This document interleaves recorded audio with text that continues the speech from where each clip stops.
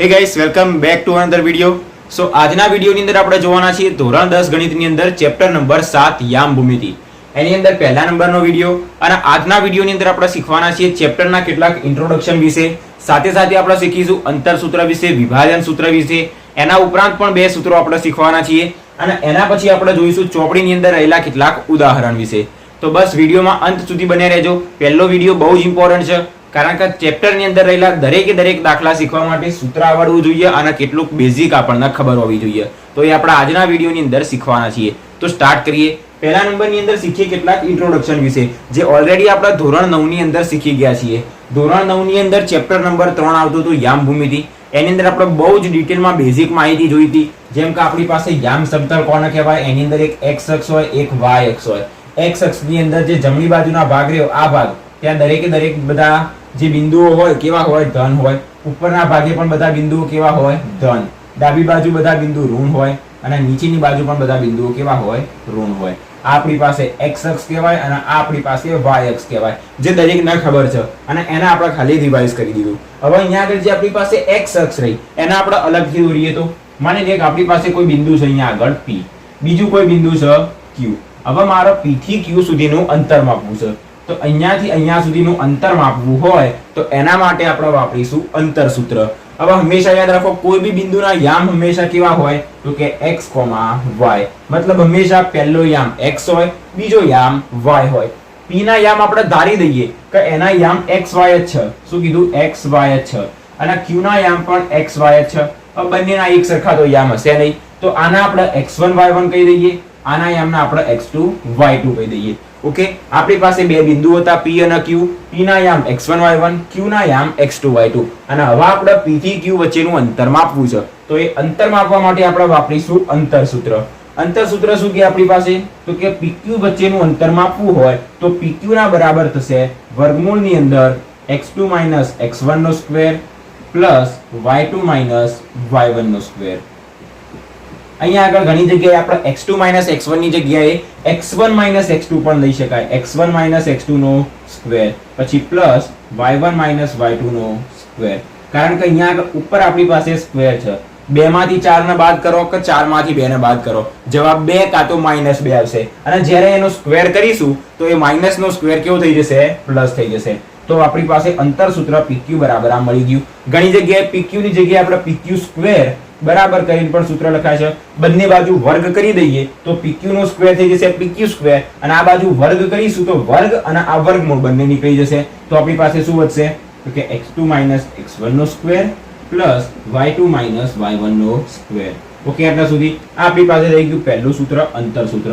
કોઈ બી બિંદુ આપેલું હોય, pq આપ્યું હોય, ab આપ્યું હોય, xy આપ્યું હોય અને એના વચ્ચેનું જો અંતર શોધવું હોય તો સિમ્પલ આપણે આ અંતર સૂત્રનો ઉપયોગ કરીશું, જે એક્ઝામની અંદર MCQ માં પણ તમને પૂછી શકે અને 2 માર્ક્સના દાખલાની અંદર પણ તમને પૂછી શકે કે આ બે બિંદુ આપ્યા છે એની વચ્ચેનું અંતર શોધો. આ પહેલું સૂત્ર આપણી પાસે અહીંયા આગળ પૂરું થઈ ગયું. બીજા નંબરની અંદર આપણી પાસે આવશે વિભાજન સૂત્ર. વિભાજન સૂત્ર એનો મતલબ શું એ પણ સમજીએ.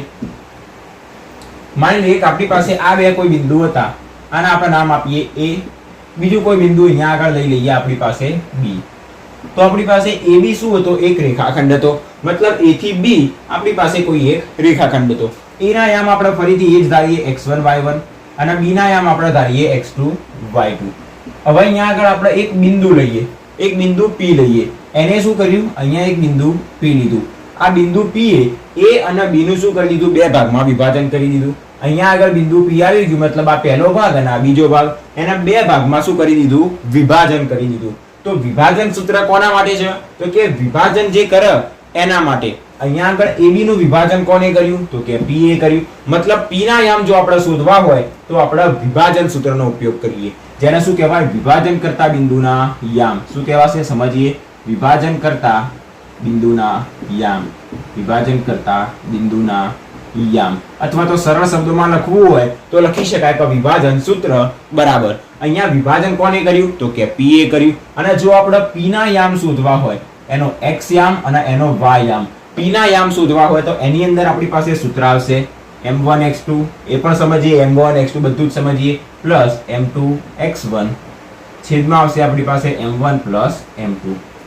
બીજા નંબરની અંદર એનો y યામ કયો આવશે તો કે m1 y2 પ્લસ m2y1 છેદમાં આવશે m1 પ્લસ m2. હવે બધી જ વસ્તુ અહીંયાથી સમજીએ. અહીંયા આગળ p એ શું કર્યું? p એ a અને b નું બે ભાગમાં વિભાજન કર્યું. આ આપણી પાસે થઈ ગયો પહેલો ભાગ, આ થઈ ગયો બીજો ભાગ. હવે જે પહેલો ભાગ રહ્યો એ પહેલો ભાગ શું કહેવાય? પહેલા ભાગને આપણે કહીએ છીએ m1, બીજા ભાગને કહીએ છીએ આપણે m2, અને આપણે એવું કહીએ છીએ કે આ p જે રહ્યો એને a અને b નું m1 જેમ m2 ના ગુણોત્તરમાં વિભાજન કર્યું. m1 જેમ m2 મતલબ પહેલો ભાગ m1 હશે, બીજો ભાગ m2 હશે. તમે પહેલા ભાગને m પણ કહી શકો અને બીજા ભાગને n પણ કહી શકો. તો અહીંયા આગળ m1 ની જગ્યાએ m લખવાનું, m2 ની જગ્યાએ n લખવાનું. પણ મોસ્ટ ઓફ આપણે અહીંયા આગળ m1 અને m2 નો યુઝ કરીશું. ફરી એક વખત સમજો.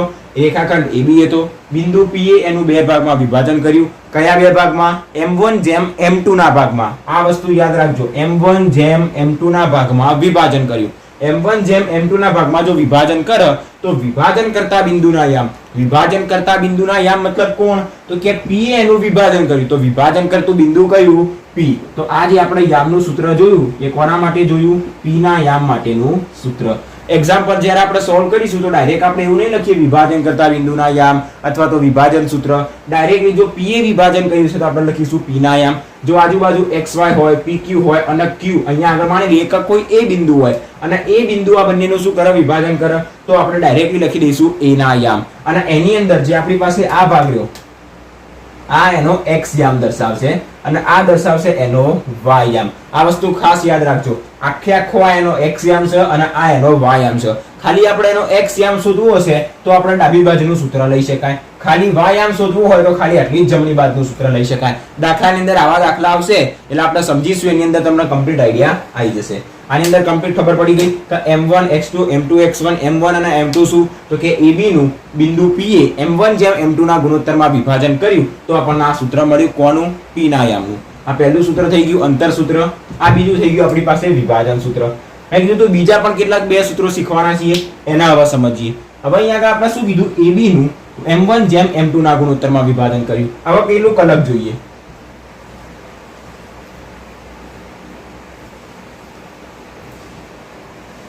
માની લઈએ કે આપણી પાસે એક રેખાખંડ છે AB. આ રેખાખંડ થઈ ગયો આપણી પાસે, આ AB. ઓકે, રેખાખંડ થોડો ઉપર તરફ જઈ રહ્યું છે, કોઈ વાંધો નહીં.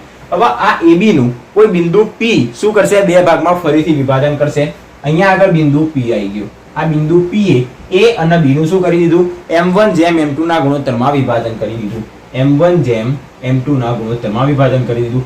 m1 જેમ m2 નો ગુણોત્તર મતલબ પહેલો ભાગ m1 હશે, બીજો ભાગ m2 હશે. હવે અહીંયા આગળ આપણે ધ્યાનથી જોઈએ તો આપણને એટલી ખબર પડે કે બિંદુ P જે રહ્યું એ A અને B ના વચ્ચોવચ્ચ મતલબ એના મધ્યમાં આવેલું છે. મતલબ મધ્યમાં આવેલું એનો મતલબ શું? તો કે આટલો જે ભાગ રહ્યો એ અને આ ભાગ રહ્યો બંને ભાગ કેવા લાગી રહ્યા છે? આપણને સરખા લાગી રહ્યા છે. મતલબ m1 અને m2 જો બંને સરખા હોય તો શું કીધું? m1 અને m2 સરખા હોય તો m1 બરાબર m2. એનો મતલબ શું થયો કે બિંદુ P જે રહ્યું એ A અને B ની કમ્પ્લીટ વચ્ચે છે. કમ્પ્લીટ વચ્ચે છે મતલબ A અને B ની કમ્પ્લીટ મધ્યમાં આવેલું છે. મધ્યમાં આવેલું છે. તો જો એનું મધ્ય બિંદુ હોય, મધ્ય બિંદુ મતલબ શું? તો કે કોઈ બે બિંદુ હોય 1 અને 2, એની વચ્ચોવચ્ચ આવેલું બિંદુ એ એનું કહેવાય મધ્ય બિંદુ. તો જો P એનું એ બે સરખા ભાગમાં વિભાજન કરે એનો મતલબ P શું કહેવાશે? એનું મધ્ય બિંદુ કહેવાશે, કારણ કે મધ્યમાં આવેલો છે. એના બે સરખા ભાગ કર્યા તો એ જે મધ્ય બિંદુ રહ્યું એના યામ શોધવા હોય તેના માટે અલગ સૂત્ર આવી જશે. તો મધ્ય બિંદુના યામ શોધવાનું સૂત્ર, આ સૂત્ર કેવી રીતના આવ્યું એ પણ સમજીએ. મધ્ય બિંદુના યામ શોધવાનું સૂત્ર. જો P એ એનું m1 જેમ m2 ના ગુણોત્તરમાં વિભાજન કરે પણ m1 અને m2 સરખા હોવા જોઈએ, એનો મતલબ શું થયો? P એ મધ્યમાં હોવો જોઈએ. બંનેનો મતલબ એક જ થયો. m1 ને m2 સરખા છે એનો એ જ મતલબ થયો કે P એ મધ્યમાં આવેલો છે. તો મધ્ય બિંદુના યામ જો શોધવા હોય તો સિમ્પલ સૂત્ર x1 x2/2 અને y1 y2/2. જે એની અંદર આપણી પાસે x યામ બતાવે છે, આ આપણી પાસે y યામ બતાવે છે. સાથે સાથે આ x1 x2 y1 y2 શું? તો કે a ના યામ જે રહ્યા એ x1 y1 છે અને b ના યામ છે આપણી પાસે x2 y2. જો લખવાનું રહી જાય તો યાદ રાખજો, a ના યામ x1 y1 અને b ના યામ x2 y2. આ સૂત્ર ક્યાંથી આવ્યું? આના ઉપરથી સમજીએ. m1 બરાબર m2 હોય તો શું થાય? અહીંયા આગળ લખીએ. જો m1 અને m2 બંને સરખા હોય તો બરાબર m1 ની જગ્યાએ આપણે m2 મૂકી શકાય, કાં તો m2 ની જગ્યાએ m1 મૂકી શકાય. અહીંયા આગળ m1 ને m રાખીએ, x2 તો આપણી પાસે m જ રહેશે, પ્લસ m2 ની જગ્યાએ શું આપણે m1 મૂકી શકાય? હા, મૂકી શકાય. તો m1 મૂકી દીધો અને x1 m ના m છેદની અંદર આપણી પાસે આવશે m1 + m2. હવે m2 ની જગ્યાએ આપણે ફરીથી શું મૂકીએ છીએ m1 જ મૂકીએ. જમણી બાજુનો ભાગ સેમ ટુ સેમ આના જેવો જ છે, ખાલી આના સમજી લઈએ. અહીંયા આગળ આ પ્લસ ડાબી બાજુ જમણી બાજુ બંને બાજુ m1 છે. m1 ને આપણે કોમન લઈ લઈએ તો શું વધશે x2 + x1. છેદની અંદર m1 + m1 મતલબ 2m1. m1 કટ થઈ જશે. શું વધશે આપણી પાસે x2 + x1/2. x2 + x1 લખો, x1 + x2 લખો તો શું વધશે x1 + x2/2. Same to same અહીંયા આગળ કરવા જઈશું તો આપણને શું મળશે y1 + y2/2. તો y1 + y2/2. તો મધ્ય બિંદુના યામ શોધવાનું જે સૂત્ર રહ્યું ક્યાંથી આવ્યું છે? વિભાજન સૂત્ર ઉપરથી. તો આપણી પાસે બીજું એક સૂત્ર થઈ ગયું. હજી એક ત્રીજું નહીં ચોથું સૂત્ર આવશે. આ બીજું સૂત્ર જોયું વિભાજન વાળું, મધ્ય બિંદુ વાળું સૂત્ર જોયું ત્રીજા નંબરનું. હજી આપણી પાસે એક સૂત્ર આવે છે જેની અંદર માની લઈએ કે આપણી પાસે કોઈ ત્રિકોણ છે. આપણી પાસે એક ત્રિકોણ છે. આ ત્રિકોણના 3 બિંદુઓ હોય a, b અને c. દરેકના યામ ધારી દઈએ. આના આપણે કહીએ x1 y1. આના યામ આપણી પાસે માની લઈએ x2 y2 અને આના યામ છે આપણી પાસે x3 y3. હવે આપણે જો ત્રિકોણનું ક્ષેત્રફળ શોધવું હોય, શું કીધું? ત્રિકોણનું ક્ષેત્રફળ શોધવું હોય કોના ઉપરથી? a, b અને c ના યામ ઉપરથી. તો એનું સૂત્ર શું થશે એ સમજીએ. આપણે શોધવાનું છે ત્રિકોણ ABC નું ક્ષેત્રફળ. ત્રિકોણ ABC એનું ક્ષેત્રફળ. તો એનું ક્ષેત્રફળ શોધવા માટેનું સૂત્ર યામ ઉપરથી કેવી રીતના મળે? તો એનું સૂત્ર થશે 1/2 મતલબ 1/2. પછી મોડ્યુલસ મોડની અંદર આ વસ્તુ યાદ રાખજો. મોડનો મતલબ શું થશે? આપણી પાસે આ મોડની અંદર -2 હોય તો બહાર નીકળીને શું થઈ જાય? +2 થઈ જાય. એટલી વસ્તુ યાદ રાખવાનું કે મોડની અંદર કોઈ બી સંખ્યા હોય એ બહાર નીકળે એટલે ધન જ થઈ જાય. ધન તો ધન જ રહેશે, પણ જો કોઈ સંખ્યા ઋણ હોય તો એ ધન થઈ જશે. તો મોડ્યુલસની અંદર આપણી પાસે પહેલા નંબરમાં આવશે x1. તો લખી દીધું x1. હવે x1 પછી y1 નહીં લેવાનું.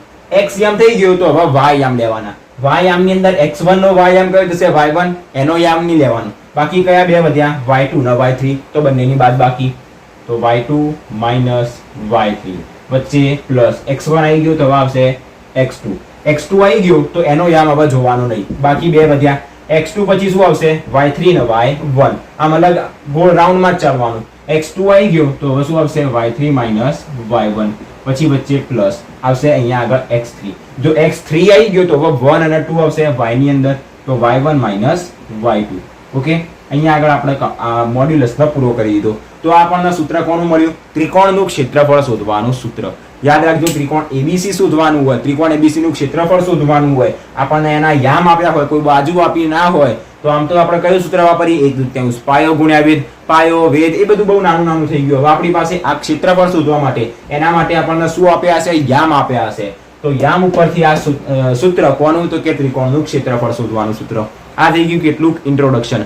જો આપણે સૌપ્રથમ એટલી માહિતી ખબર હોવી જોઈએ કે આપણી પાસે કોઈ યામ સમતલ હોય. આ યામ સમતલની અંદર આપણી પાસે આ બધા ભાગ કેવા હોય? ધન હોય. ઉપરનો ભાગ પણ ધન હોય. આ બંને ભાગ ઋણ હોય. એની અંદર અહીંયા આગળ આપણને કોઈ બિંદુ આપેલું હોય તો એ બિંદુના યામ કેવી રીતના શોધવા એ આપણે ધોરણ 9 ની અંદર ઓલરેડી શીખેલા છીએ. જો તમારે જોવું હોય તો ધોરણ 9 ની અંદર ચેપ્ટર નંબર 3 યામ ભૂમિતિ પહેલો જ વિડિયો છે, 10 થી 12 મિનિટનો મારા ખ્યાલથી. એ વિડિયો જોઈ લેશો એટલે તમને યામ સમતલ જે રહ્યું, આ યામ સમતલની અંદર x અક્ષ, y અક્ષ, x યામ, y યામ, તમે x અક્ષ ઉપર ઊભા હોય તો y યામ 0 થાય, y અક્ષ ઉપર ઊભા હોય તો x યામ 0 થાય. બધી જ જે બેઝિક માહિતી રહી આપણે 9મા ધોરણના વિડિયોમાં શીખવાડેલી છે. જો તમને ના યાદ હોય તો એક વખત જઈને એ વિડિયો ચેક કરી દેજો. આપણી ચેનલ ઉપર મળી જશે. ચેપ્ટર નંબર 3 ધોરણ 9 ની અંદર ચેપ્ટર નંબર 3 યામ ભૂમિતિ એનો પહેલો જ વિડિયો છે. એના ઇન્ટ્રોડક્શનમાં મેં તમને બધી જ માહિતી સમજાવેલી છે. ઓકે, જેની અંદર શું ઇન્ક્લુડ કરેલું છે તો કે યામ સમતલ વિશે, યામાક્ષો વિશે, x યામ, y યામ, કોઈ બિંદુ આપેલું હોય તો એ બિંદુના યામ કેવી રીતના શોધવા, અહીંયા કોઈ બિંદુના યામ કેવી રીતના શોધવા, અથવા તો આપણને કોઈ બિંદુ આપ્યું હોય -2 4 તો આ જે બિંદુ રહ્યું એને યામ સમતલમાં કેવી રીતના દર્શાવવા એ પણ આપણે બધું જ બેઝિક શીખેલા છીએ. જો આવડતું હોય તો કોઈ વાંધો જ નથી, પણ ના આવડતું હોય તો એક વખત શીખી લેજો. ડન. તો ઇન્ટ્રોડક્શન ની અંદર આપણે શું શીખ્યા? પહેલા નંબરમાં શીખ્યા અંતર સૂત્ર વિશે. પછી આપણે શીખ્યા વિભાજન સૂત્ર વિશે. જો વિભાજન કરતું બિંદુ P એ m1 અને m2 એ સરખા ભાગમાં વિભાજન કરે, મતલબ P એ મધ્યમાં આવેલું હોય તો મધ્ય બિંદુના યામ શોધવાનું સૂત્ર શીખ્યા. એના પછી આપણે શીખ્યા ત્રિકોણ ABC નું જો ક્ષેત્રફળ શોધવું હોય, A, B અને C ના આપણને કોઈ યામ આપ્યા હોય એના ઉપરથી એનું ક્ષેત્રફળ શોધવું હોય તો કેવી રીતના શોધવું. હવે આપણે કેટલાક એક્ઝામ્પલ ઉદાહરણના દાખલા શીખવાના છીએ. એને સ્ટાર્ટ કરીએ. શરૂઆત કરીએ આપણે ઉદાહરણ નંબર 2 થી. પહેલા નંબરનું ઉદાહરણ કોઈ જ કામનું નથી, એના ઉપર ચોકડી મારી દેજો, જોવાની પણ જરૂર નથી. ઉદાહરણ નંબર 2 ની અંદર આપણને શું કહેવામાં આવે છે કે બિંદુઓ A B C D આપણને 4 બિંદુઓ આપ્યા છે એના યામ સાથે એ ચોરસના શિરોબિંદુઓ છે તેમ દર્શાવો. આપણને 4 બિંદુઓ આપ્યા, ચોરસના શિરોબિંદુઓ દર્શાવવાના કીધા. પહેલી વખત દાખલો જોઈશું એટલે ઊંઘ જ આવી જાય કે આવા દાખલાની અંદર એવું તો કેવી રીતના દર્શાવવું કે ચોરસના શિરોબિંદુ. તો સમજીએ. સૌપ્રથમ હું તમને આખો દાખલો સમજાવી દઉં, એના પછી આપણે ગણવાની શરૂઆત કરીએ. આપણે પાસે એક ચોરસ કહેવામાં આવ્યું છે, તો એક ચોરસ દોરી દઈએ અને આપણને એવું પણ કહી દેવામાં આવ્યું છે કે એના 4 બિંદુઓ A B C અને D છે. તો આપણે PQRS એવું લેવાનું નહીં, તો A B C અને D આપણી પાસે એક ચોરસ થઈ ગયો. ડન. તો અહીંયા આગળ AB વચ્ચે શું હશે? કોઈ અંતર હશે. BC વચ્ચે પણ કોઈ અંતર હશે. CD વચ્ચે પણ કોઈ અંતર હશે અને AD વચ્ચે પણ કોઈ અંતર હશે. હવે દરેકને એટલી વસ્તુ તો ખબર છે કે ચોરસની અંદર 4 બાજુનું માપ કેવું હોય? સરખું હોય. ચોરસની 4 બાજુનું માપ કેવું હોય? સરખું હોય. ઓકે.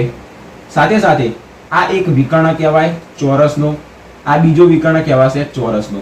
અને ચોરસની અંદર બંને જે વિકર્ણો રહ્યા એ બંને વિકર્ણોના માપ પણ કેવા હોય? સરખા હોય. ચોરસની અંદર આપણી પાસે 2 વિકર્ણો હોય અને એ 2 વિકર્ણોના માપ પણ કેવા હોય? સરખા હોય.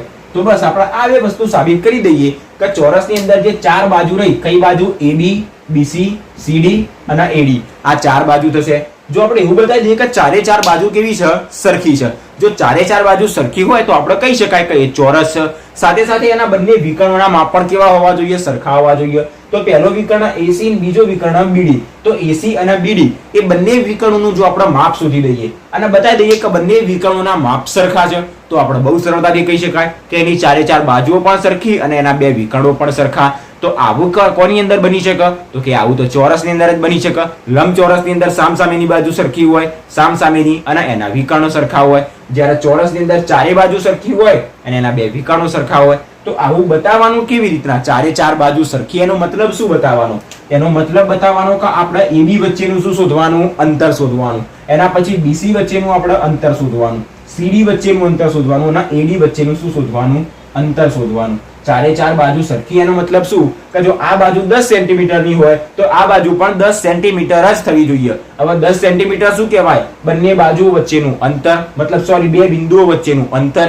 તો આપણે આ જે બે જે ટોટલ 4 આપણી પાસે બાજુઓ રહી, 4 બાજુઓનું આપણે અંતર શોધવાનું રહેશે. અંતર કેવી રીતે શોધવાનું? અંતર સૂત્રનો ઉપયોગ કરીને. સાથે સાથે 2 વિકર્ણોના માપ પણ શોધવાના. કોના ઉપયોગ કરીને? અંતર સૂત્રનો ઉપયોગ કરીને. જો આપણને A B C D 4 ના આપણને યામ આપેલા છે તો બસ બહુ સરળતાથી આપણે એનો અંતર શોધી શકાશે. ધ્યાનથી જુઓ કેવી રીતના દાખલો ગણવો. સ્ટાર્ટ કરીએ. આ આકૃતિ આપણે રફની અંદર ગણી હતી. હવે અહીંયા આગળ એક પ્રોપર આકૃતિ દોરીએ. અહીંયાથી દાખલો ગણવાનો સ્ટાર્ટ કરીશું. અહીંયા એક આકૃતિ દોરી દઈએ ચોરસ. જો આ ચોરસ થોડુંક લંબચોરસ જેવો થઈ જાય તો કોઈ ચિંતા નહીં. આપણે A B C અને D, A ના યામ આપણને કયા આપેલા છે? 1 7. B ના યામ આપણને આપ્યા છે 4 2. C ના યામ આપણને આપ્યા છે -1 -1. D ના યામ આપ્યા છે -4 અને 4. સાથે સાથે એના 2 વિકર્ણો પણ આપણે દર્શાવી દઈશું. પહેલો વિકર્ણ, બીજો વિકર્ણ. ઓકે. વિકર્ણને સેટ કરી દેવાનું. ડન. હવે આની અંદર શું બતાવવાનું? 4 બાજુ સરખી, 2 વિકર્ણોના માપ સરખા. તો સ્ટાર્ટ કરીએ દાખલો. સૌપ્રથમ આકૃતિ દોરી દેવાની, નીચેથી જ સ્ટાર્ટ કરી દેવાનું. ડાયરેક્ટ અંતર શોધવાનું. અંતર સૂત્ર કયું? પહેલા AB માટે શોધવાનું. તો AB નો સ્ક્વેર બરાબર આપણી પાસે સૂત્ર કયું? તો કે x2 - x1 નો સ્ક્વેર પ્લસ y2 - y1 નો સ્ક્વેર. ફરી એકવાર કહી દઉં, x2 - x1 ની જગ્યાએ x1 - x2 લઈ શકાય, y2 - y1 ની જગ્યાએ y1 - y2 લઈ શકાય, કારણ કે ઉપર એનો સ્ક્વેર છે, માઇનસ ને પ્લસ કરી દેશે. તો બરાબર. હવે અહીંયા આગળ A અને B વચ્ચેનું અંતર શોધીએ છીએ. તો હંમેશા જ્યારે બી આપણે દાખલો ગણીએ એટલે પેન્સિલ લઈને બેસવાનું. A અને B વચ્ચે અંતર શોધીએ મતલબ આપણી પાસે કહેવાશે x1 y1, આપણી પાસે કહેવાશે x2 y2. આવું પેન્સિલથી પહેલા લખી દેવાનું એટલે કન્ફ્યુઝન ના થાય. x1 કોણ, x2 કોણ, y1 કોણ ને y2 કોણ. ઓકે. હવે અહીંયાથી ખબર પડી ગઈ. ફટાફટ આની અંદર બધી કિંમતો મૂકી દઈએ. x2 - x1, x2 - x1 4 - 1, તો 4 - 1 એનો square plus y2 - y1, y2 - y1 મતલબ 2 - 7 નો સ્ક્વેર. તો બરાબર 4 માંથી 1 જશે તો 3, 3 નો સ્ક્વેર થશે 9 પ્લસ 2 માંથી 7 જાય તો -5, -5 નો સ્ક્વેર કેટલો થાય? 5 નો સ્ક્વેર 25, -5 નો સ્ક્વેર પણ 25 જ થાય. તો બરાબર 25 ને 9 થશે 34. આ કોની કિંમત મળી? AB ના સ્ક્વેર ની કિંમત. જો AB ની કિંમત જોઈતી હોય તો AB બરાબર આપણને મળશે વર્ગમૂળમાં 34. આ બાજુથી વર્ગ કાઢી એટલે આ બાજુ વર્ગમૂળ થઈ જાય. ડન. અહીંયા સુધી દેખાડ્યું છે. હવે આપણે કોના વચ્ચેનું અંતર શોધવાનું? બીજી બાજુ BC વચ્ચેનું અંતર શોધીએ. તો હવે BC વચ્ચેનું અંતર શોધીએ તો BC નો સ્ક્વેર બરાબર, હવે આને ભૂસી દેવાનું. B અને C વચ્ચેનું અંતર શોધતા હોઈએ એટલે હવે આપણી પાસે B અને C, આને આપણે કહી દઈએ x1 y1 અને આપણે કહી દઈએ x2 y2. બીજો તમારા મનમાં કોઈ પ્રશ્ન હોય કે શું આપણે આને x1 y1 ની જગ્યાએ x2 y2 આને કહીએ અને આને x1 y1 કહીએ તો પણ કોઈ વાંધો ના આવે. આપણે B અને C વચ્ચેનું અંતર શોધીએ કે C અને B વચ્ચેનું અંતર શોધો. તમે ઘરેથી સ્કૂલ જાઓ કે સ્કૂલથી ઘરે આવો, અંતર સરખું જ થાય જો વચ્ચે ભટકવા ના જઈએ તો. ઓકે, તો અહીંયા આગળ આટલી વસ્તુ ખબર પડી ગઈ. આને x1 y1 આને x2 y2, આને x2 y2 અને આને x1 y1 કેવું હોય તો કહી શકાય. હવે બંને વચ્ચેનું અંતર BC નું સ્ક્વેર બરાબર સીધું x2 x1 કરીએ. x2 x1 મતલબ -1 માંથી માઈનસ કરીએ 4 ને તો એનો સ્ક્વેર. y2 y1 કરીએ, -1 માંથી માઈનસ કરીશું કોને? 2 ને તો એનો સ્ક્વેર. ચિહ્નનું ખાસ ધ્યાન રાખવાનું, જ્યારે -1 માંથી 2 ને માઈનસ કરીએ તો વચ્ચે માઈનસ આવશે. જો બંને બાદબાકીની અંદર આવે અહીંયા આગળ તમને ખબર પડી જશે. ઓકે, તો બરાબર -4 -1 એટલે -5 એનો સ્ક્વેર થશે 25 પ્લસ -1 -2 એટલે -3 નો સ્ક્વેર થશે 9 બરાબર આપણને મળી જશે 34. તો BC બરાબર કેટલું મળશે? વર્ગમૂળમાં 34 આપણને મળ્યો તો BC નો સ્ક્વેર. ડન. બીજી બાજુનું માપ થઈ ગયું. ત્રીજી બાજુ શોધીએ હવે CD નું. તો CD નો સ્ક્વેર એના બરાબર C અને D. આમાંથી આના બાદ કરો કે આમાંથી આના બાદ કરો કોઈ ફરક પડશે નહીં. પણ પહેલા x2 x1 પછી y2 y1. તો આપણી પાસે x1 y1 આ થશે x2 y2. તો x2 x1 -1 માંથી માઈનસ કરવાનો કોને? -4. અહીંયા આગળ સમજજો. x2 x1, x2 કેટલો તો કે -1, એની અંદરથી માઈનસ કરવાનો કોને? તો કે x1 કેટલો? -4. તો અહીંયા આગળ આ માઈનસ શું થઈ જશે?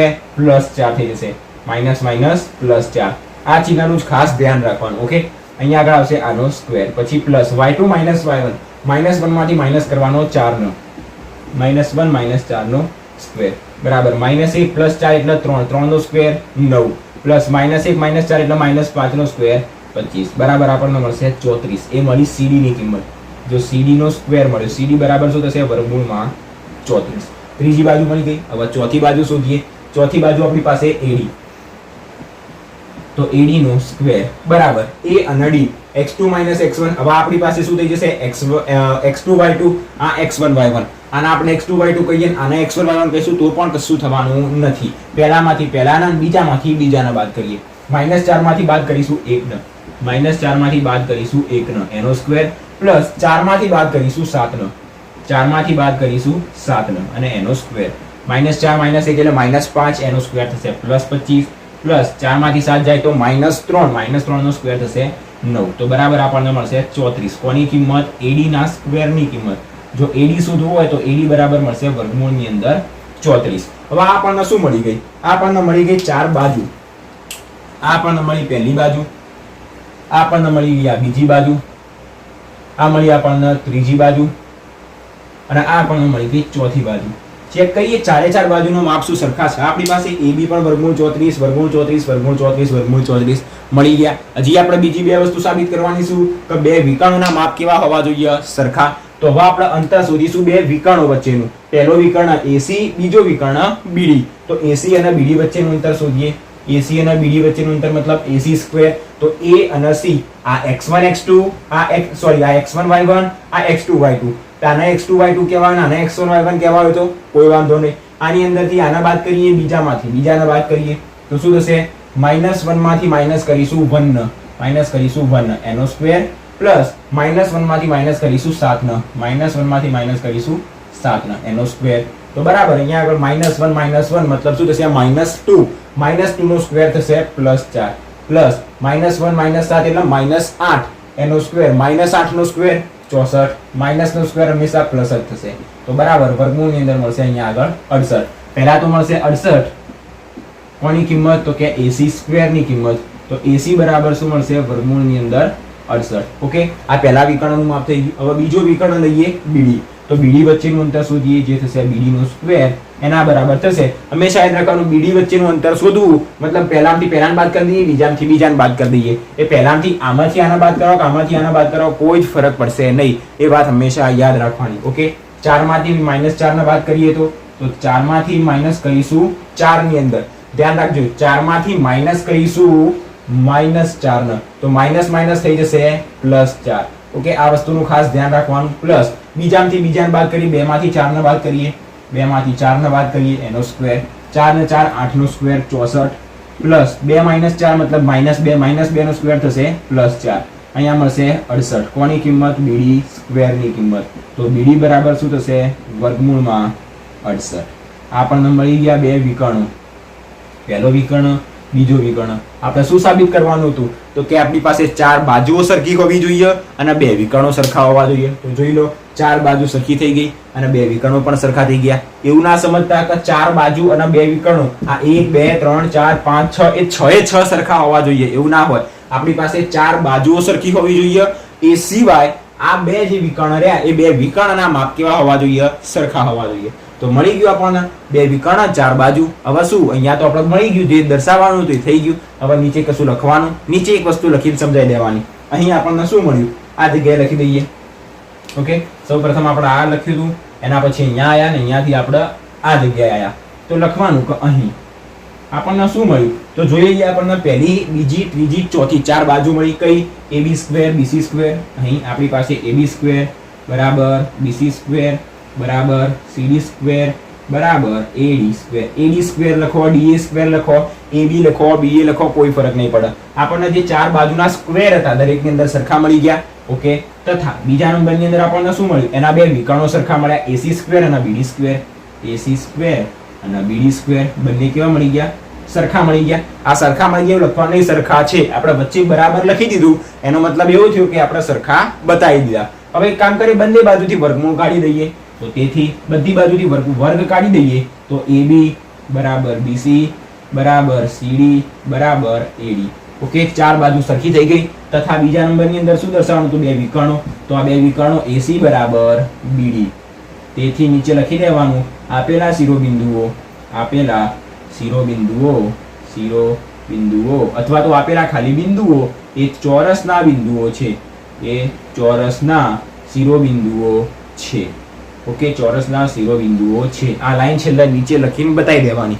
ઓકે, નીચે સુધી દેખાયું છે? આપેલા શિરોબિંદુઓ એ ચોરસના શિરોબિંદુઓ છે.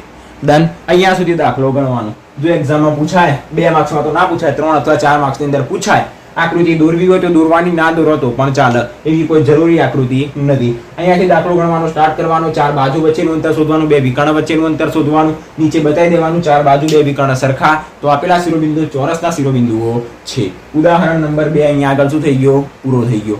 આગળ જોઈએ ઉદાહરણ નંબર 3. નંબર 3 જોઈએ. આખી રકમ વાંચી આપણને શું કહેવામાં આવ્યું છે? આકૃતિ 7.6 માં એક વર્ગખંડમાં પાટલીઓની ગોઠવણી દર્શાવેલી છે. અસીમા ભારતી કેમેલિયા એ 3 વિદ્યાર્થીઓ એ અનુક્રમે A, B અને C પોઈન્ટ ઉપર બેઠેલા છે. આપણે એવું સાબિત કરવાનું છે. અહીંયા આગળ આપણે આકૃતિ દોરીને સમજીએ. આપણી પાસે યામ સમતલ લઈ લીધું. અહીંયા આગળ એક વિદ્યાર્થી બેઠી, અહીંયા બીજી વિદ્યાર્થી અને અહીંયા આગળ ત્રીજી વિદ્યાર્થી. આનો પોઈન્ટ કહીએ A, અહીંયા B, અહીંયા C. અસીમા ભારતી કેમેલિયા અહીંયા જેને જે જગ્યાએ બેસવું હોય જગ્યાએ બેસે. ઓકે, આપણે એવું સાબિત કરવાનું છે કે આ જે 3 વિદ્યાર્થીઓ બેઠેલા રહ્યા એ એક જ લાઈનની અંદર બેઠેલા છે. એક જ લાઈનની અંદર મતલબ એ કેવા છે? આમ સુરેખ છે. અહીંયા આગળ આપણે શું દર્શાવવાનું કહેવાય છે? બિંદુઓની સુરેખતા દર્શાવવાનું પૂછે છે. બિંદુઓની સુરેખતા એનો મતલબ શું? તો કે જે 3 બિંદુઓ રહ્યા એ એક જ લાઈનની અંદર આયા. બહુ સરળમાં સમજવું હોય તો શું સમજી શકાય કે 3 બિંદુઓ એક જ લાઈનમાં છે. મતલબ બિંદુઓ કેવા છે?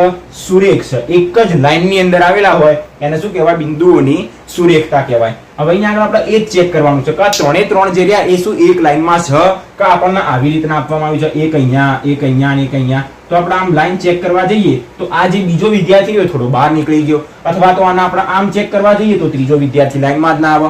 આપણને એવું ચેક કરવાનું કીધું છે કે શું આ 3 વિદ્યાર્થીઓ એક લાઈનમાં બેઠેલા છે કે નહીં? ચેક કરો. મતલબ બિંદુઓની સુરેખતા ખબર પડી ગઈ. સુરેખતાનો મતલબ કે 3 એક જ લાઈનમાં હોય એને શું કહેવાશે? બિંદુઓની સુરેખતા. આવું ચેક કરવા માટે આપણે શું કરવું પડે? આ જોઈએ A, B અને C. આ થોડું આમ આપેલું હતું, આપણે એને સીધું દર્શાવી દીધું. આવું ચેક કરવા માટે એક સિમ્પલ કન્ડિશન, આપણે AB વચ્ચેનું અંતર શોધીશું, આપણે BC વચ્ચેનું અંતર શોધીશું. મતલબ અડધું શોધીશું, બીજું અડધું શોધીશું. હવે તમે 3 + 4 કરો તો આપણને શું મળે? 7 મળવાના જ છે. ફિક્સ વસ્તુ છે. તો તમે આ અડધું શોધો, આ બીજું અડધું શોધો, બંનેનો સરવાળો કરી દો તો શું આપણને આખું મળવું જોઈએ કે ના મળવું જોઈએ? મળવું જોઈએ. તો જો આપણે અડધું પ્લસ અડધું બરાબર આખું મળી જાય તો આપણે કહી દઈશું કે આ એક લાઈનમાં બેઠેલા છે. અને આવું ના મળે તો એનો મતલબ શું કે એ એક લાઈનમાં બેઠેલા નથી. 1 2 3 જો આવી રીતના કોઈ લાઈન આવે, આવી રીતના કોઈ લાઈન તમે જોતા હશો, થોડીક લાઈન કેવી છે? ત્રાસી છે. તો લાઈન કેવી આવી જોઈએ? આવી સીધી આવી જોઈએ. તો આનો મતલબ શું થયો કે તમે આ અંતર શોધો અને આ અંતર શોધો, એના પછી આર્યું અંતર શોધશો તો આ બંનેનો સરવાળો આના બરાબર થશે નહીં. અહીંયાથી તમને વધારે આઈડિયા આવશે. અડધું અંતર શોધીએ, બીજું અડધું અંતર શોધીએ અને એનો જો સરવાળો આખાના બરાબર થાય તો એનો મતલબ શું થયો કે બધા સીધી સરળ લાઈનમાં આવેલા છે. તમને આની અંદર એવું ખબર ના પડે કે અડધું અડધું આખું થઈ જાય તો એ એક લાઈનમાં કેવી રીતના થયા. તો એક ઉદાહરણ દ્વારા સમજીએ. તમે એક જગ્યાએથી બીજી જગ્યાએ ગયા, ઓકે, અને એના પછી તમે શું કર્યું? કોઈક બીજા દિવસે તમે આ જગ્યાએથી આ જગ્યાએ ગયા, ઓકે.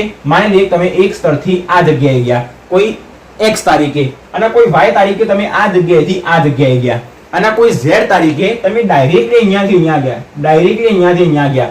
તો તમે x તારીખે માની લઈએ કે 5 કિલોમીટર અંતર કાપ્યું હતું, તમે y તારીખે અહીંયાથી અહીંયા જવા માટે 8 કિલોમીટર અંતર કાપ્યું હતું. તો તમે z તારીખે જ્યારે ડાયરેક્ટ આખું અહીંયાથી અહીંયા જશો તો તમે કેટલું અંતર કાપશો? 15 કિલોમીટર, 20 કિલોમીટર, કશું ના હોય. આટલું ને આટલું બંને ભેગું થાય એટલું સરળ આખું સીધું કેટલું? 8 ને 5 13 કિલોમીટર અથવા તો 13 કિલોમીટર જેટલું અંતર કાપો. આનો મતલબ એવું થયું અડધું કરો, બીજું અડધું કરો અને આખું વળતું હોય એનો મતલબ શું? એક સરળ સીધો માર્ગ હશે. અને જો 15-13 કિલોમીટર ના થાય એનો મતલબ તમે કોઈ ભૂમિન જગ્યાએથી ગયા છો, કોઈ બીજા રસ્તેથી ગયા છો, એનો એવો મતલબ થાય. તો અહીંયા આગળ આપણે એ વસ્તુ બતાવવાની છે કે અડધું પ્લસ અડધું બરાબર આખું થાય. એ કેવી રીતે બતાવવાનું? તો આપણે AB વચ્ચેનું અંતર શોધીશું, એના પછી આપણે BC વચ્ચેનું અંતર શોધીશું અને આપણે આખું AC વચ્ચેનું અંતર શોધીશું. તો AB પ્લસ BC અડધું પ્લસ અડધું બરાબર આખું AC થતું હોય તો કહી દઈશું કે ત્રણે ત્રણ સીધી એક લાઈનમાં બેઠેલા છે. તો સ્ટાર્ટ કરીએ. સૌપ્રથમ AB વચ્ચેનું અંતર શોધીએ, પછી BC વચ્ચેનું અંતર શોધીએ, એના પછી આખા AC વચ્ચેનું અંતર શોધીએ. દાખલો ગણવાનો સ્ટાર્ટ કરીએ અહીંથી. સૌપ્રથમ ડાયરેક્ટલી કશું લખીને બતાવવાની કોઈ જરૂર નહીં, ખાલી લખી દેવાનું કે અહીં આપણને ABC બિંદુઓ આપેલા છે, અહીં ABC આપેલા છે, આપેલ છે. ડન. અને સીધું જ અંતર શોધવાનું. પહેલા નંબરની અંદર AB વચ્ચેનું અંતર શોધીશું તો AB સ્ક્વેર બરાબર શું થશે? કે x2 - x1 નો સ્ક્વેર પ્લસ y2 - y1 નો સ્ક્વેર. પહેલી વખત જ્યારે લખીએ તો સૂત્ર લખી દેવાનું, બાકી BC અને AC ની અંદર સૂત્ર લખવાનું નહીં. ડન. x2 - x1 મતલબ 6 - 3 એનો સ્ક્વેર પ્લસ બીજામાંથી બીજાને બાદ કરીએ, 4 માંથી 1 ને બાદ કરીએ તો એનો સ્ક્વેર. 6 માંથી 3 જશે તો 3, 3 નો સ્ક્વેર થશે 9. 4 માંથી 1 જશે તો 3, 3 નો સ્ક્વેર 9. તો બરાબર આપણને 9 દુ મળશે 18. 9 9 થશે 18. તો આપણને મળી AB સ્ક્વેર ની કિંમત. તો AB બરાબર શું મળશે? વર્ગમૂળમાં 18. વર્ગમૂળના 18 ને બીજી કોઈ રીતના લખી શકાય? વર્ગમૂળમાં 18 મતલબ વર્ગમૂળની અંદર 9 ગુણ્યા 2. જ્યાં 9 નું વર્ગમૂળ શું મળે? તો કે 3. AB બરાબર 9 નું વર્ગમૂળ થશે 3 અને 2 નું વર્ગમૂળ નીકળશે નહીં તો વર્ગમૂળમાં 2 એમના એમ રહેશે. આપણને AB વચ્ચેનું અંતર મળ્યું. સેમ ટુ સેમ બીજું અડધું અંતર શોધીએ BC વચ્ચેનું. તો હવે અંતર શોધીએ BC વચ્ચેનું. BC સ્ક્વેર બરાબર આ B અને C પહેલામાંથી પહેલાને બાદ કરીએ, બીજામાંથી બીજાને બાદ કરીએ, 8 માંથી બાદ કરીએ 6 ને. અહીંયા 8 માંથી 6 ને બાદ કરીએ, 4 માંથી 4 ને બાદ કરીએ, એની જગ્યાએ 6 માંથી 8 ને પણ આપણે બાદ કરી શકાય. ઓકે. અને આનો સ્ક્વેર પ્લસ 4 - 4 નો સ્ક્વેર. તો બરાબર 8 માંથી 6 જશે તો કેટલા વધશે? 2, 2 નો સ્ક્વેર 4. અહીંયા 4 માંથી 4 જશે તો 0, 0 નો સ્ક્વેર 0. તો બરાબર આપણને મળશે 4. કોની કિંમત મળી? BC સ્ક્વેર ની કિંમત. તો BC બરાબર શું મળશે? 2. BC ની કિંમત મળી ગઈ. હવે ત્રીજી કિંમત શોધવાની, આખા AC વચ્ચેનું અંતર શોધવાનું. તો AC વચ્ચેનું અંતર શોધીએ.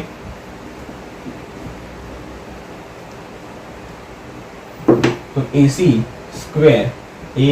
સ્ક્વેર બરાબર શું મળશે? આ A અને C. 8 માંથી 3 ને બાદ કરીએ, 8 - 3 નો સ્ક્વેર, પછી વચ્ચે પ્લસ 4 - 1 નો સ્ક્વેર, 4 - 1 નો સ્ક્વેર બરાબર 8 માંથી 3 જશે તો 5, 5 નો સ્ક્વેર થશે 25 પ્લસ 4 માંથી 1 જશે તો 3, 3 નો સ્ક્વેર થશે 9. કેટલા મળશે? અહીંયા આગળ 25 ને 9 34. તો AC સ્ક્વેર બરાબર આપણને 34 મળ્યા. AC બરાબર શું મળશે? વર્ગમૂળની અંદર 34. આપણો કહેવાનો મતલબ શું હતો કે અડધું પ્લસ અડધું બરાબર આખું મળવું જોઈએ. અહીંયા તો અડધું પ્લસ અડધું બરાબર આખું ના મળ્યું. આનો મતલબ શું? એક જ મિનિટ, કોઈ ભૂલ થઈ જશે. અહીંયા આગળ BC 8 માંથી 6 ને બાદ કર્યા તો 2, 2 નો સ્ક્વેર 4, 4 માંથી 4 ને બાદ કર્યા, બિંદુ પણ બરોબર લખ્યા છે. અહીંયા આગળ 6 3 1 6 4 અને 8 6 એક જ નહીં, આગળ 8 ને 6 આપેલા છે, 8 6 એક મિનિટ. તો જ્યાં જ્યાં સી લીધો ત્યાં આગળ બદલવું પડશે. 6 માંથી 4 ને બાદ કરવાના, 6 માંથી 4 જશે તો 2 2 નો સ્ક્વેર થશે 4 4 ને 4 થશે 8 8 ને આપણે કેવી રીતના લખી શકાય? તો BC અહીંયા ભૂલ હતી, સમજી લેજો. BC બરાબર શું થશે? વર્ગમૂળમાં 8. વર્ગમૂળમાં 8 ના આવી રીતના લખી શકાય 4 ગુણ્યા 2. તો 4 ગુણ્યા 2 તો BC બરાબર શું થશે? 4 નું વર્ગમૂળ 2 અને વર્ગમૂળમાં 2 એમના એમ રહેશે. આ આપણને મળી ગઈ BC ની કિંમત. અહીંયા આગળ પણ C આવ્યો તો 6 માંથી 1 ને બાદ કરવાનો હતો. 6 માંથી 1 જશે તો 5 5 નો સ્ક્વેર થશે 25 25 પ્લસ 25 થશે 50. તો અહીંયા આગળ AC બરાબર આપણને શું મળશે? AC બરાબર મળશે વર્ગમૂળમાં 50. વર્ગમૂળમાં 50 મતલબ વર્ગમૂળમાં 25 દુ 50 લખી શકાય. હા, હવે આ જે 25 રહ્યો વર્ગમૂળમાં એનું વર્ગમૂળ શું થશે? 5 25 નું વર્ગમૂળ 5 અને 2 નું વર્ગમૂળ નીકળશે નહીં, તો એ વર્ગમૂળમાં 2 એમના એમ રહેશે. હવે આપણે શું કહેવાનું હતું? અહીંયા એક ભૂલ હતી, એને સમજી લેજો, આપણે સુધારી દીધી. અહીંયા શું કહેવાનું હતું કે AB અને BC નો સરવાળો AC ના બરાબર થવો જોઈએ. તો ચેક કરીએ. હવે અહીંયા ચેક કરીએ કે AB પ્લસ BC બરાબર AC.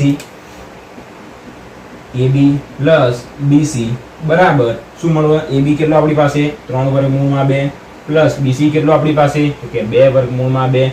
તો 3 વર્ગમૂળમાં 2 2 વર્ગમૂળમાં 2 તો વર્ગમૂળમાં 2 એમ ના એમ રહે. 3 વખત વર્ગમૂળમાં 2 2 વખત વર્ગમૂળમાં 2 તો 3 ને 2 5 વખત વર્ગમૂળમાં 2. તો 5 વખત વર્ગમૂળમાં 2 જેને આપણે શું કહી શકાય? AC કહી શકાય. તો આના બરાબર AC લખી દઈએ. તો આપણને મળી ગયું કે AB પ્લસ BC બરાબર AC. મતલબ આપણે જે સાબિત કરવાનું હતું એ સાબિત થઈ ગયું. શું સાબિત કરવાનું હતું? કે 1 2 અને 3 જે વિદ્યાર્થીઓ બેસેલા રહ્યા એ એક જ લાઈનની અંદર બેઠેલા છે, એક જ હરોળમાં બેઠેલા છે. એવું સાબિત કરવું હોય તો શું કીધું હતું? અડધું પ્લસ અડધું બરાબર આખું AB પ્લસ BC બરાબર AC.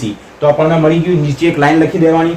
કયા 3 વિદ્યાર્થી હતા? અસીમા, ભારતી, કેમેલિયા. તો લખી દેવાનું કે તેથી અસીમા, ભારતી, કેમેલિયા ત્રણેય એક જ હરોળમાં બેઠેલ છે. ત્રણેય એક જ હરોળમાં બેઠેલા છે. ઓકે, ડન થઈ ગયો. એટલે આપણો દાખલો પૂરો થઈ જશે. અહીંયા આગળ આ 6 ની જગ્યાએ આપણે શું લખી દેતા? 4 લખી દેતા કે 1 લખી દેતા? એની અંદર 4 લખ્યા હતા, એમાં આપણે ભૂલ થઈ હતી. આ સુધારી દેજો. આપણો દાખલો અહીંયા આગળ પૂરો થઈ ગયો. શું અહીંયા આગળ 1 2 અને 3 વચ્ચેનું અંતર શોધવાનું. આ બંનેનો અંતરનો સરવાળો ત્રીજાના બરાબર થઈ જાય તો આપણે મળી જાય કે એ જે 3 વિદ્યાર્થી હતા એક જ લાઈનની અંદર બેઠેલા હતા. ડન. તો આપણો ઉદાહરણ નંબર 3 અહીંયા આગળ પૂરો થઈ ગયો. આગળનો એક્ઝામ્પલ સ્ટાર્ટ કરીએ. ઉદાહરણ નંબર 4. ઉદાહરણ નંબર 4 બહુ જ ઇમ્પોર્ટન્ટ દાખલો છે અને આવા દાખલા સ્વાધ્યાયની અંદર ઘણા બધા આપેલા છે. શું આપ્યું છે આપણને? બિંદુ XY, કોઈ નામ નથી આપ્યું બિંદુનું. જેમ આપણે કોઈ બિંદુ કહીએ કે આ બિંદુ P, એના યામ 0 અને 1 છે, તો ખાલી યામ આપ્યા છે, બિંદુનું નામ આપ્યું નથી. મતલબ આપણે કોઈ બી નામ ધારી દઈશું. તો બિંદુ XY એ બિંદુઓ 7 1 અને 3 5 થી સમાન અંતરે છે. મતલબ આ બિંદુ આનાથી અને આનાથી સમાન અંતરે છે. સમજી લઈએ શું મતલબ કહે છે. તો x અને y વચ્ચેનો સંબંધ દર્શાવો. સંબંધ દર્શાવો મતલબ x અને y ના સ્વરૂપમાં આપણને એક નાનું સમીકરણ મળશે. ઘણા દાખલાની અંદર આપણને શું કહેવામાં આવે? તો કે x ના યામ શોધો અથવા તો y ના યામ શોધો. અહીંયા આગળ ખાલી સંબંધ દર્શાવવાનો. બહુ સરળ અને બહુ જ નાનો દાખલો. અહીંયા આગળ સમજીએ શું કહેવામાં આવે છે. સૌપ્રથમ તો આપણે એટલું ધારી દઈએ કે આ જે આપણને આ યામ આપેલા રહ્યા xy એ કોના યામ છે? તો કે p ના યામ છે. જે 7 1 રહ્યા એ a ના યામ છે અને 3 5 એ b ના યામ છે. તો આના હવે આપણે શું વંચાશે કે બિંદુ P એ બિંદુ A અને B થી સમાન અંતરે આવેલું છે. આનો મતલબ શું થયું? બિંદુ P જે બિંદુ P અહીંયા આગળ કોઈ લાઈન લઈએ, અહીંયા આગળ કોઈ લાઈન લઈએ, એ A અને B થી આ કોઈ બિંદુ A લીધું, આ કોઈ બિંદુ B લીધું. ધ્યાનથી સમજો. બિંદુ P એ A અને B થી સમાન અંતરે, મતલબ A થી P નું તમે અંતર લેવા જશો અને B થી P નું તમે અંતર લેવા જશો. આ બંને અંતર કેવા છે? એક સરખા છે. આ લાઈન અને આ લાઈન, આ બંને અંતર કેવા છે? એક સરખા છે. ના સમજણ પડી હોય તો ફરી સમજો. બિંદુ P જે રહ્યો એ A અને B થી સમાન અંતરે, મતલબ A થી P નું અંતર લઈએ અને B થી P નું અંતર લઈએ તો બંને અંતર કેવા થશે? એક સરખા થશે. બંને અંતર મતલબ કયું અંતર? આ AP વચ્ચેનું અંતર અને બીજું આ BP વચ્ચેનું અંતર. AP વચ્ચેનું અને BP વચ્ચેનું અંતર કેવું થશે? સરખું હશે. તો મતલબ આપણે શું કરી શકાય? બંનેને સરખાઈ શકાય. બંનેને સરખાયા પછી જોઈ લો આપણી પાસે AP અને BP, મતલબ A B અને P ત્રણે ત્રણના યામ છે. ત્રણે ત્રણના યામ આપણે આની અંદર અંતર સૂત્રનો ઉપયોગ કરીને મૂકી દઈશું, આપણને ડાયરેક્ટ XY વચ્ચેનો સંબંધ મળી જશે. કેવી રીતના? અહીંયા આગળ સમજી લઈએ. તો દાખલો ગણવાની શરૂઆત ક્યાંથી કરવાની એ પણ સમજીએ. જો આપણને કોઈ બિંદુ આપેલા નતા, ખાલી એના યામ આપ્યા હતા, તો સૌપ્રથમ આપણે ધારીશું કે ધારો કે ધારો કે બિંદુ P, આના આપણે યામ ધાર્યા બિંદુ P ના, બિંદુ P કે જેના યામ છે xy એ A અને B થી, A જેના યામ કેટલા કીધા 7 1 અને B જેના યામ કેટલા આયા 3 5. ધારો કે બિંદુ P એ A અને B થી સમાન અંતરે છે, થી સમાન અંતરે છે. ઓકે, જો તમારે આ આકૃતિ દોરવી હોય તો તમે આ આકૃતિ દોરી શકો. એની અંદર શું ઇન્ક્લુડ કરવાનું? બસ ખાલી આટલી જ આકૃતિ, P એક લાઈન અને બીજી આખો ત્રિકોણ દોરવાનો નહીં. આ લાઈન આવી રીતના વચ્ચે એક લાઈન બતાવી દેવાની કે આ બંને વચ્ચેનું અંતર કેવું છે, એક સરખું છે. અથવા તો તમે બે લાઈન પણ બતાવી શકો કે બંને વચ્ચેનું અંતર કેટલું, એક લાઈન બે લાઈન કોઈનો મતલબ નહીં. ઓકે, બિંદુ P A અને B થી સમાન અંતરે છે.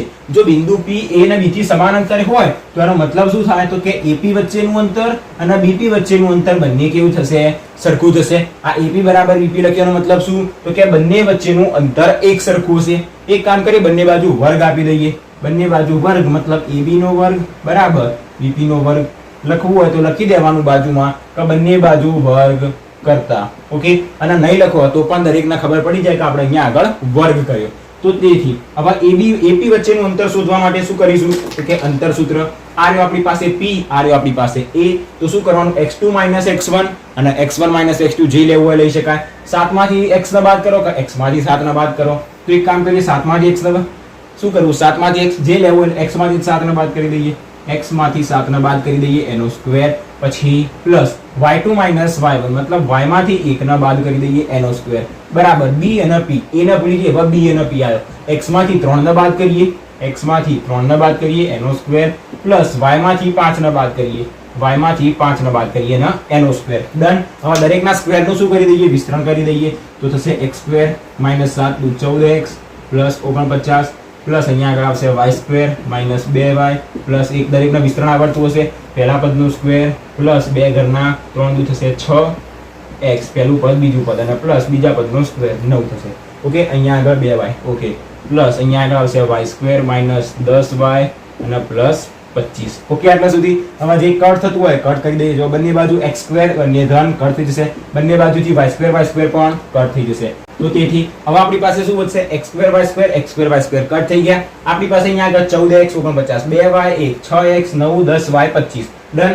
અહીંયા આગળ કોઈ પ્રોબ્લેમ નથી. ઓકે, હવે આની અંદર શું કરીએ? એક કામ કરીએ, બધા પદના આ બાજુ ડાબી બાજુ લાવી દઈએ. અહીંયા શું વધ્યું? -14x, અહીંયા વધ્યું +49, અહીંયા વધ્યું -2y +1.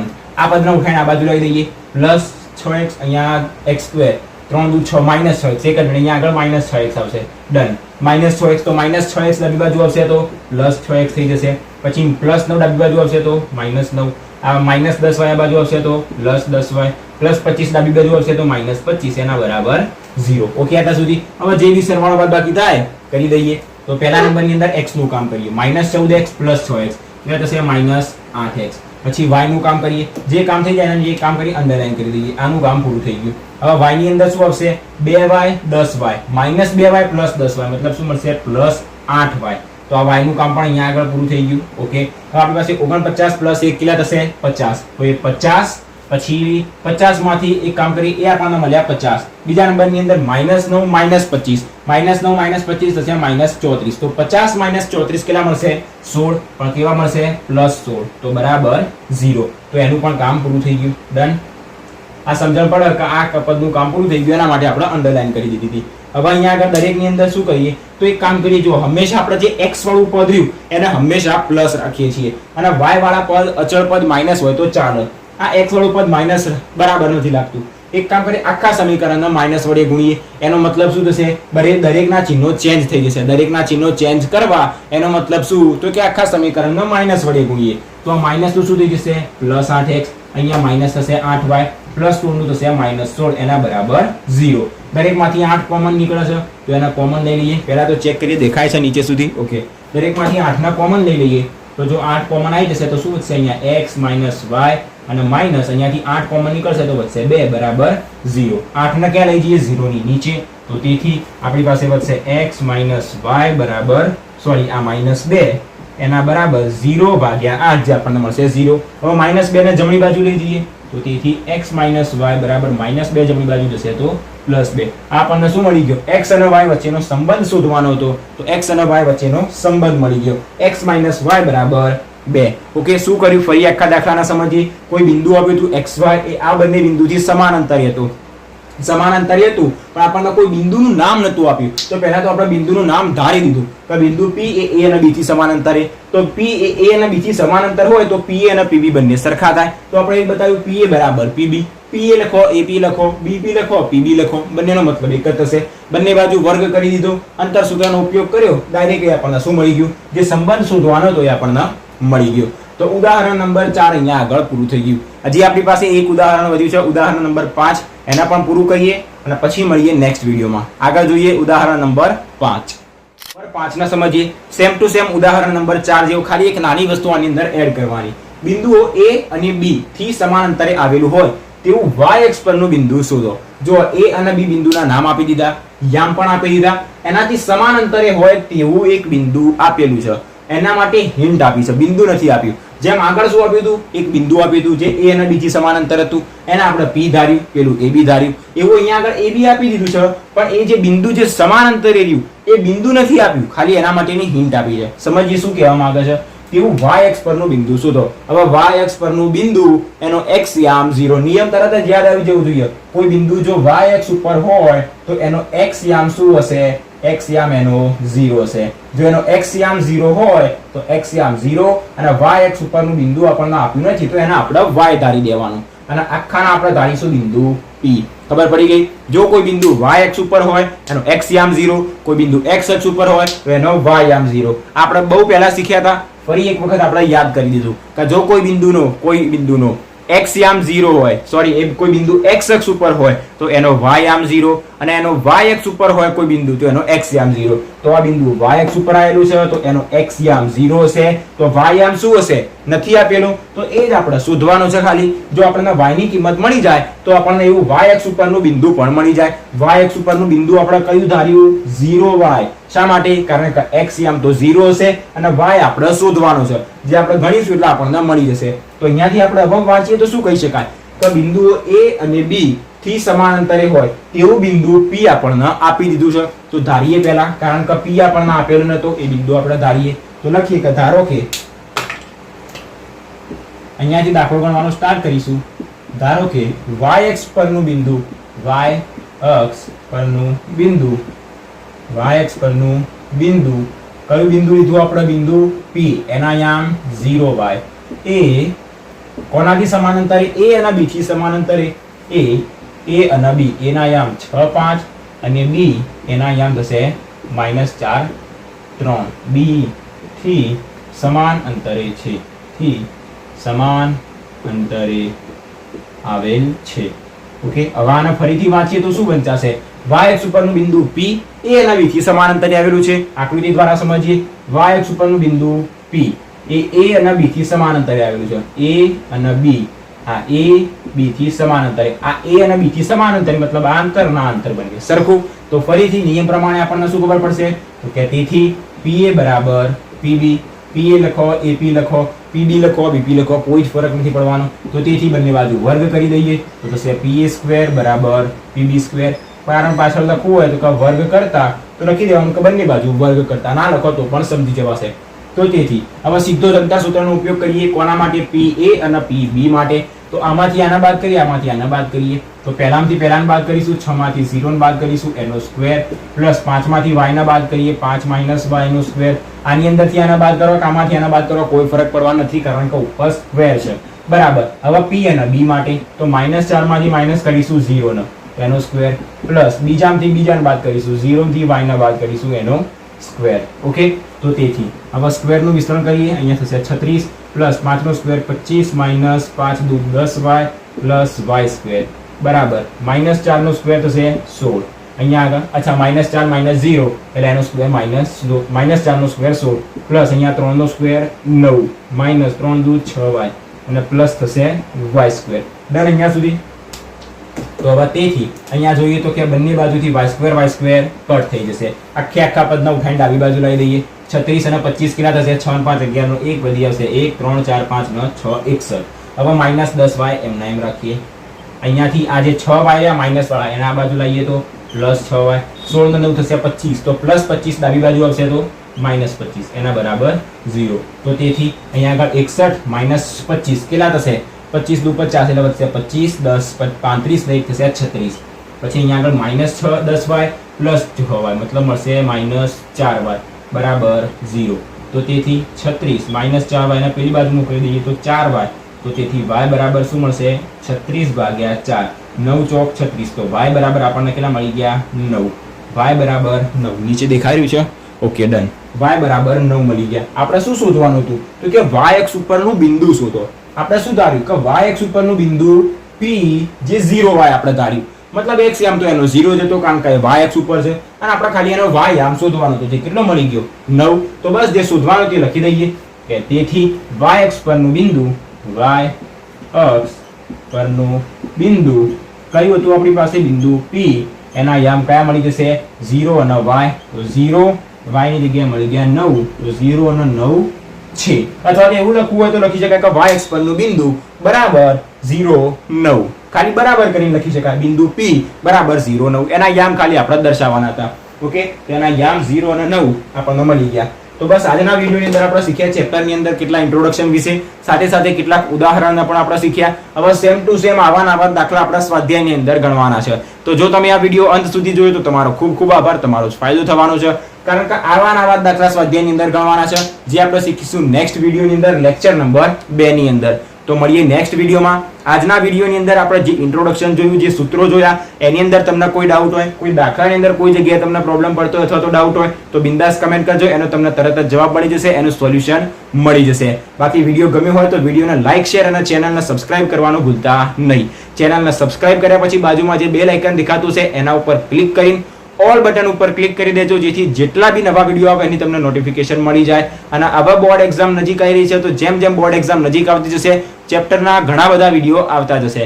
ઘણા બધા વિડીયો આવશે ચેપ્ટરની અંદર ઇમ્પોર્ટન્ટ દાખલાના, ઇમ્પોર્ટન્ટ ટોપિકના, આખા ચેપ્ટરના સોલ્યુશનના, સાથે સાથે કોઈ દાખલો ઇમ્પોર્ટન્ટ હશે, સૂત્ર હશે, કોઈ કોષ્ટક હશે, કોઈ MCQ નું સોલ્યુશન હશે, કોઈ પ્રમેય હશે, કોઈ પેપર સોલ્યુશન હશે, MCQ સોલ્યુશન, દરેક વન શોટ રિવિઝન સાથે દરેક વિડીયો ટૂંક સમયમાં ચેનલ ઉપર આવતા જશે.